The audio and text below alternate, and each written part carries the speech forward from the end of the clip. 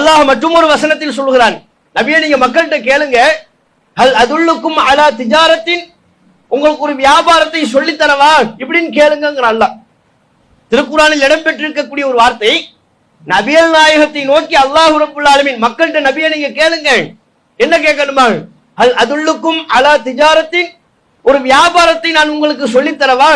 தூதர் நமக்கு வியாபாரத்தை சொல்லித்தர போறாங்க.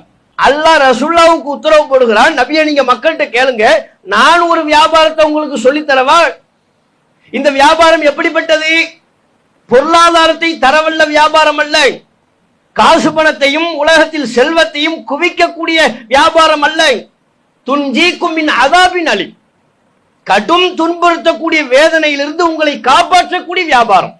கடுமையான வேதனையிலிருந்து, நரக வேதனையிலிருந்து உங்களை காப்பாற்றக்கூடிய ஒரு வியாபாரம். அப்படிப்பட்ட வியாபாரத்தை நான் சொல்லித்தரவா? அந்த வியாபாரம் எது என்பதை அல்லாஹ் சொல்லும் பொழுது அங்கேயும் இறை நம்பிக்கையையும் அல்லாஹ்வுடைய பாதையில் அர்ப்பணிக்க வேண்டும் என்கிற தியாகத்தையும் அர்ப்பணிப்பையும் தான் அல்லாஹ் ரப்புல் ஆலமீன் குறிப்பிடுகிறார்.